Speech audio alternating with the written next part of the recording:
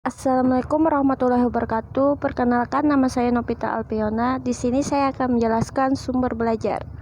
Pertama-tama saya akan menjelaskan apa itu yang dimaksud dengan sumber belajar. Sumber belajar adalah semua sumber baik berupa data, orang, dan wujud tertentu yang dapat digunakan oleh peserta didik dalam belajar, baik secara terpisah maupun secara terkombinasi, sehingga mempermudah peserta didik dalam mencapai tujuan belajar atau mencapai kompetensi tertentu. Selanjutnya, klasifikasi sumber belajar. Association of Education Communication Technology mengklasifikasikan sumber belajar dalam 6 macam, yaitu message atau pesan, yakni informasi atau ajaran yang diteruskan oleh komponen lain dalam bentuk gagasan, fakta, arti, dan data. Selanjutnya yang kedua, people atau orang, yakni manusia yang bertindak sebagai penyimpan, pengelola, dan penyaji pesan, termasuk kelompok ini misalnya dosen, guru, tutor, dan lain-lain. Yang ketiga, materials atau bahan,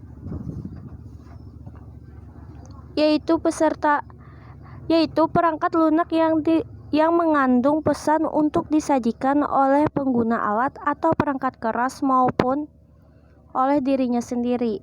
Berbagai program media termasuk kategori materials seperti transportasi, slide, film, audio, video, modul, majalah, buku, dan sebagainya. Selanjutnya yang ketiga, device atau alat, yakni sesuatu perangkat kerja yang digunakan untuk menyampaikan pesan yang tersimpan dalam bahan, misalnya overhead projector, slide, video, tape atau recorder, dan lain-lain. Selanjutnya,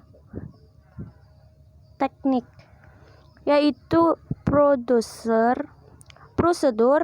atau acuan yang dipersiapkan untuk menggunakan bahan, peralatan, orang, lingkungan untuk menyampaikan pesan, misalnya pengajar, terprogram atau modul, simulasi, demonstrasi, tanya jawab, dan sebagainya.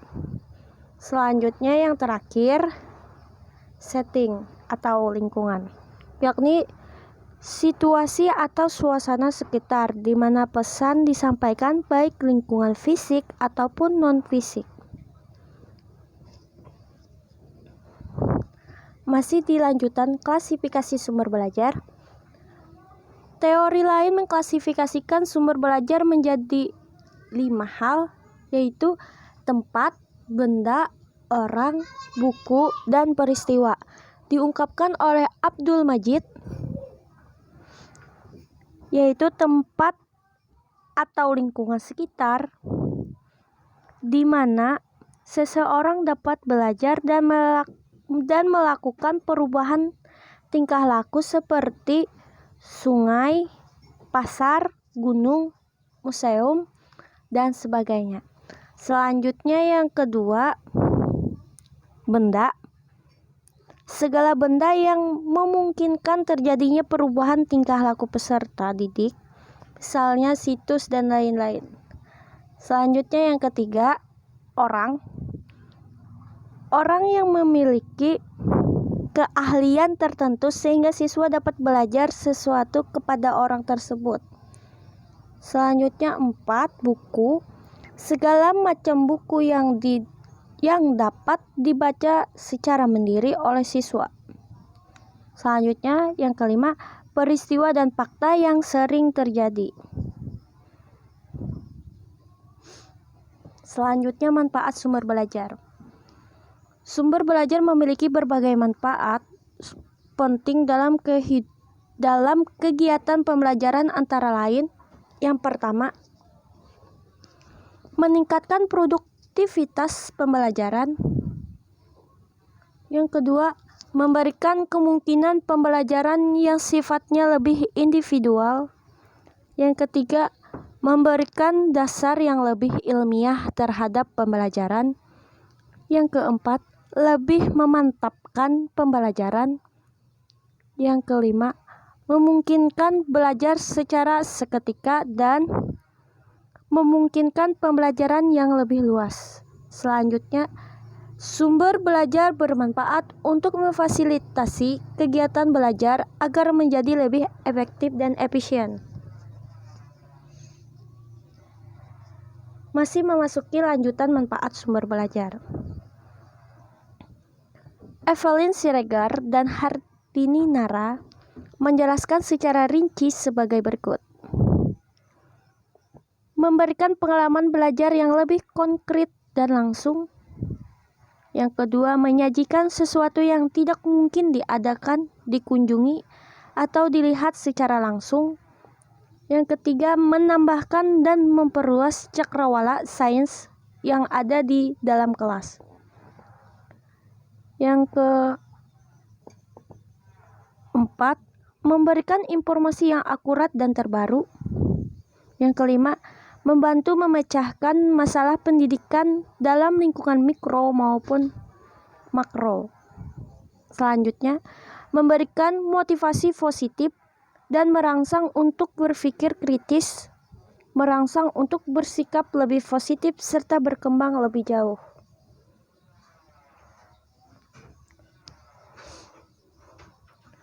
Selanjutnya kita memasuki komponen-komponen sumber belajar. Yang pertama di sini saya akan menjelaskan komponen.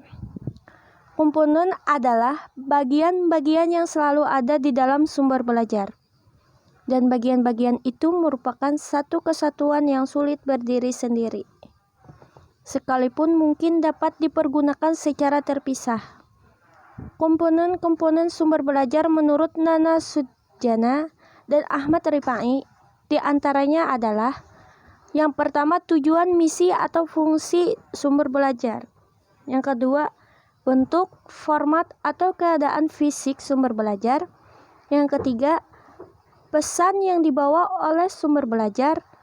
Dan yang terakhir, tingkat kesulitan atau kompleksitas pemahaman sumber belajar.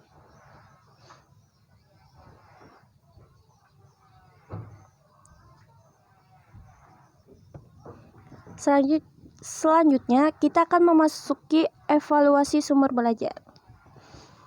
Secara lebih rinci, evaluasi sumber belajar dijabarkan dalam berbagai indikator berikut ini. Yang pertama, penilaian kelayakan isi terbagi menjadi 3 indikator yang harus diperhatikan, yaitu kesesuaian uraian materi dengan kompetensi inti dan kompetensi dasar yang terdapat dalam kurikulum mata pelajaran yang bersangkutan, keakuratan materi, dan materi pendukung pembelajaran. Yang kedua, penilaian kelayakan penyajian. Terdapat 3 indikator yang harus diperhatikan dalam kelayakan penyajian, yaitu teknik penyajian, penyajian pembelajaran, dan kelengkapan penyajian. Yang ketiga, penilaian kelayakan bahasa.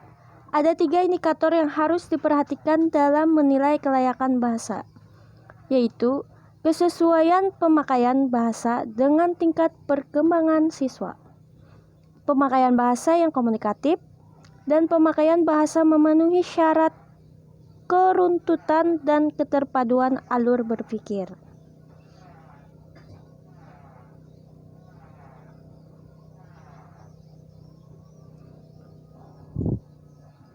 Masih lanjutan evaluasi sumber belajar. Yang terakhir, 4. Penilaian kelayakan kegrafikan. Ada 3 indikator yang harus diperhatikan dalam hal kegrafikan, yaitu ukuran buku, desain kulit buku, dan desain isi buku. Cukup ini yang dapat saya sampaikan. Kurang dan lebihnya saya ucapkan terima kasih. Wassalamualaikum warahmatullahi wabarakatuh.